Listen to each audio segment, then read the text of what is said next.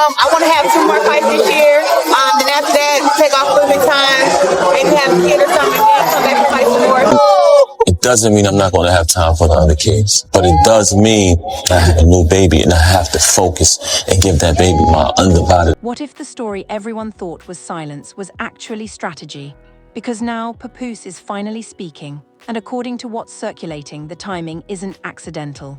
After weeks of speculation, leaks, and side commentary, the narrative took a sharp turn when claims surfaced about an alleged secret connection involving Claressa Shields and an ex-fiancé that was never supposed to re-enter the picture. And that's when everything shifted. Up until now, the silence felt deliberate, calculated, almost rehearsed. But when word of the alleged affair began circulating behind the scenes, insiders say the situation stopped being manageable. Not because of public opinion, but because control was slipping. According to what's being whispered, this wasn't about heartbreak, it was about leverage. Sources claim the relationship didn't end with a dramatic blow-up, it ended with distance. With positioning, with one side deciding that once trust is questioned publicly, walking away looks cleaner than explaining anything privately. And when Papoose finally addressed the situation, what stood out wasn't emotion, it was framing. No long defenses, no messy back and forth, just enough language to suggest finality. That's why this moment feels different, because if these allegations are true, the breakup wasn't caused by gossip. It was triggered by exposure, by the risk of overlapping timelines becoming visible in ways that couldn't be controlled anymore. And that raises the real question. Was Claressa actually dumped, or was this a preemptive exit before the narrative flipped completely? Because in high-profile relationships, whoever speaks last doesn't always win, but whoever speaks at the right time often controls what people remember. And now that the silence is broken, the story isn't about who left who.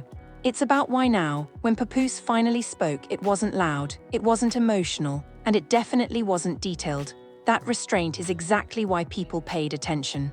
Because when someone stays quiet for weeks and then chooses this moment to speak, the words matter just as much as the silences wrapped around them. According to how the statement landed, Papoose didn't try to dismantle every rumor. He didn't challenge timelines. He didn't address every allegation floating online. Instead, he did something more strategic. He reframed the ending. Rather than centering the conversation on himself, he shifted focus toward trust, specifically trust being broken. The language suggested finality without confrontation, distance without hostility, and that framing matters because it subtly redirects public scrutiny. The message wasn't "I was accused," it was "I walked away." That distinction creates leverage. By positioning the breakup as a response rather than a reaction, Papoose appeared controlled, measured, above the chaos. And in public narratives, composure often reads as credibility, even when details are missing. What stood out most, however, was what he didn't say. There was no explicit denial of overlapping relationships, no clear rebuttal of third-party involvement, no direct mention of timelines. Those absences didn't go unnoticed. Instead of clarifying facts, the statement leaned on implication, on the idea that something surfaced which changed the nature of the relationship permanently. According to the way it was framed, the issue wasn't gossip, it was information that crossed a personal line. And that's where the alleged ex-fiancé enters the conversation. While Papoose didn't name names, the timing aligned too closely with the leak narrative to ignore. Industry watchers pointed out that the statement came only after claims began circulating about Claressa's past, reconnecting with her present. That sequence matters, because if the goal were transparency, speaking earlier would have helped. If the goal were control, waiting makes sense. Waiting allows the public to debate, to exhaust theories, to lower expectations for clarity. Then when a statement finally arrives, it feels sufficient simply because it exists. That's a common media tactic. Another detail worth noting is tone. There was no bitterness, no visible anger, just detachment. Detachment often signals one of two things: resolution or positioning. And given how carefully the words were chosen, positioning feels more likely. By avoiding emotional language, Papoose avoided accountability traps. Emotional statements invite follow-up questions. Calm statements close doors. They suggest the matter is settled even when it isn't fully explained. And that brings us to Claressa Shields. Her silence after his statement took on new weight. Before, silence could be read as privacy or restraint. After, it felt like pressure. Because once one side defines the ending publicly, the other side inherits the burden of response. And responding risks validating a narrative you didn't create. That's the bind. If Claressa speaks, she risks being framed as defensive. If she stays silent, she risks being framed as complicit. Either way, the focus shifts away from structure and onto reaction, something we've seen repeatedly in situations like this. What makes this especially complicated is credibility. Claressa's public image has always been rooted in discipline, integrity, and strength. That image doesn't collapse easily. But when trust becomes the stated reason for an ending, credibility alone doesn't neutralize doubt. It just delays it. Papoose's statement didn't answer questions, it narrowed them. It told the audience what to think about without telling them how much to question. And that's often more effective than denial. Because the absence of detail leaves room for assumption. And assumption almost always fills silence in the least charitable way.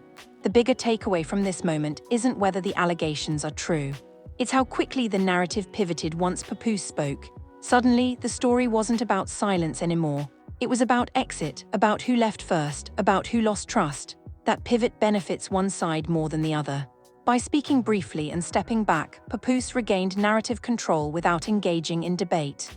He framed the situation as resolved, even though public curiosity clearly isn't. And that's the real tension now. Because once someone claims closure, the only thing left to examine is whether the closure matches the facts, or just the timing. The story didn't shift because of noise, it shifted because of timing.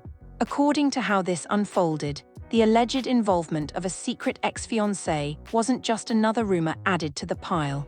It introduced a variable that couldn't be smoothed over with silence. Because once timelines enter the conversation, narratives stop being emotional and start being measurable.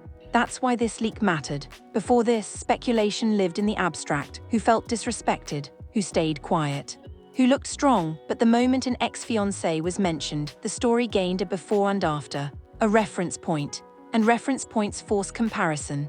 According to the chatter, this wasn't framed as a random reconnection. It was framed as overlap, emotional or otherwise, that called trust into question at a time when trust was already under scrutiny. And once overlap is implied, silence stops protecting everyone equally. This is where Papoose's timing becomes critical. He didn't speak when general speculation circulated. He didn't speak when commentary from outsiders gained traction. He spoke only after the alleged ex-fiancé narrative surfaced. That sequence suggests the trigger wasn't opinion, it was risk. Risk to narrative control. Because once an identifiable past figure enters the story, deniability shrinks. People start asking questions that require dates, clarity, and consistency. And those questions don't fade easily. What makes this more complex is Claressa Shields' public history. Her past relationships weren't hidden. They were discussed openly before her current relationship entered the spotlight. That openness once worked in her favor. It signaled transparency. But transparency becomes dangerous when the present and past appear to touch. According to observers, the leak didn't claim certainty. It claimed proximity, and proximity alone was enough to change the temperature of the conversation. Because proximity suggests possibility, and possibility is harder to dismiss than accusation. This is why the statement came when it did. Once the idea of an overlap exists, silence risks looking selective. Speaking earlier could have framed the situation as misunderstanding. Speaking later allowed the story to mature just enough that a brief statement felt sufficient. That's positioning. Another key factor is control of framing. By citing trust as the breaking point, Papoose avoided discussing specifics while still justifying distance. Trust is subjective, it doesn't require proof, it only requires belief, and belief is easier to assert than fact. This placed Claressa in a difficult position. Responding would require addressing the ex-fiancé claim directly or ignoring it and allowing assumption to fill the gap. Neither option offers protection. That's why her silence now reads differently than before. Earlier, silence felt mutual. Now it feels asymmetrical. One side spoke and closed the door. The other inherited the fallout without defining the narrative. And in public perception, whoever defines the ending often shapes the memory. The ex-fiancé angle also reframed earlier speculation retroactively. Moments that once looked neutral now invite reinterpretation. Gaps feel intentional, distance feels strategic. This doesn't confirm wrongdoing, but it destabilizes certainty. And destabilized certainty is dangerous in high-profile relationships. What makes this leak especially potent is that it didn't come with proof, it came with plausibility. Plausibility lives in the gray space where confirmation isn't necessary for doubt to take root. That's the space where public opinion forms fastest. This is why this story moved out of speculation and into repositioning. Once plausibility exists, silence stops being protective. It starts being interpreted. And interpretation rarely favors the quiet party. The larger pattern here isn't about guilt or innocence. It's about who gets to close the story. By speaking when the narrative threatened to become quantifiable, Papoose reclaimed control without revealing detail. By staying silent, Claressa may be choosing dignity, but dignity doesn't always control public framing. That's the tension now, because once timelines enter the room, emotions take a back seat. People stop asking how someone feels and start asking when something happened, and when questions don't disappear without answers. On the surface, this story looks finished. A statement was made, distance was established, the conversation slowed, but endings that arrive without detail don't actually close narratives, they redirect them. And according to how this unfolded, that redirection benefits one side more than the other. When Papoose finally spoke, he didn't argue facts, he didn't debate timelines, he didn't challenge speculation directly. He reframed the ending as a matter of trust and personal boundaries, language that's difficult to dispute and even harder to fact-check. That framing does two things at once. First, it positions him as decisive rather than reactive. The message becomes I chose to leave, not I was forced to respond. In public perception, agency matters. The person who appears to initiate closure often carries less suspicion than the person left responding to it. Second, it moves the conversation away from structure and into character. Trust is personal, subjective. Once the discussion becomes about whether trust was broken, attention shifts from systems, patterns, and timing to individual behavior, usually the behavior of the person who remains silent.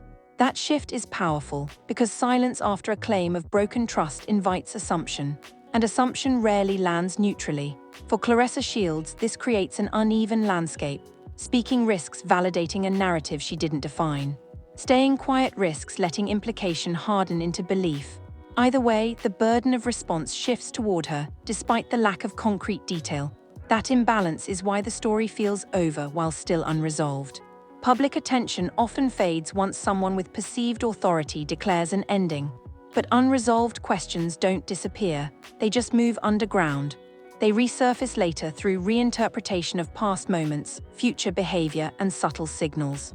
Who benefits from that? Typically, the person whose image was already stable. Papoose's public persona has long been rooted in composure and loyalty. A brief, controlled statement reinforces that image without exposing it to scrutiny.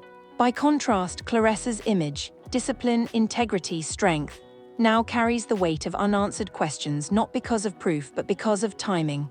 Timing decides credibility more often than facts do. Another layer here is finality without clarity. Declaring an ending creates the impression that discussion is no longer necessary.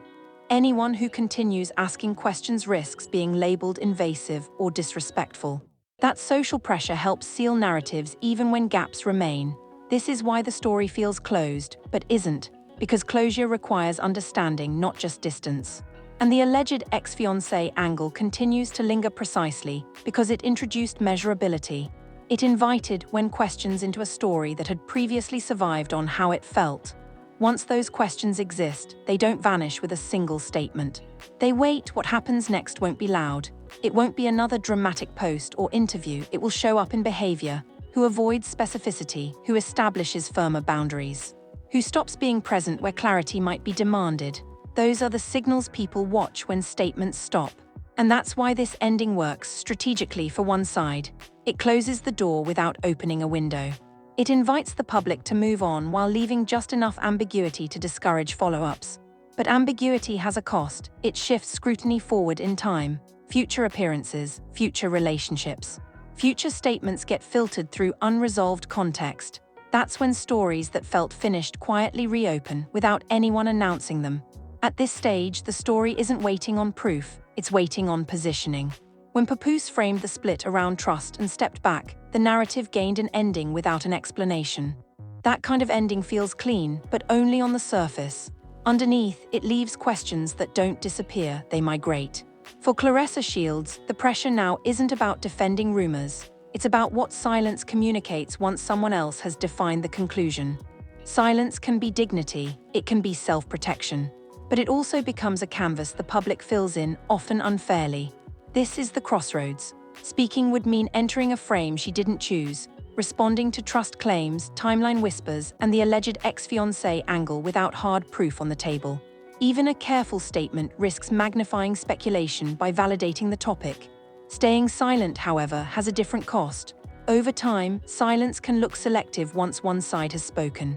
It invites why not deny questions. It shifts attention from structure and timing to character, where nuance is lost and assumptions spread faster than facts.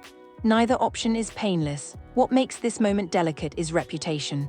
Claressa's public image, discipline, integrity, composure, was built long before this relationship. That image doesn't crumble easily, but reputations aren't only protected by strength, they're protected by clarity.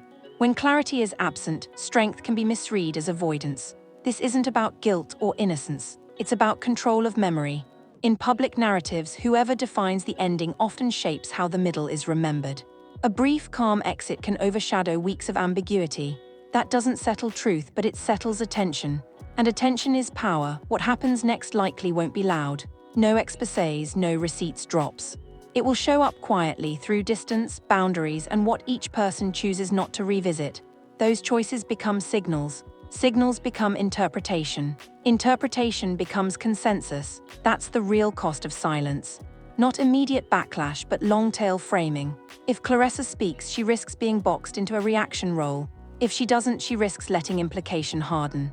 There's no perfect move, only a calculation about which cost is survivable. This isn't about who won the breakup. It's about who closed the story and how. Was this a clean exit or a strategic one? When trust is cited without details, who does that protect?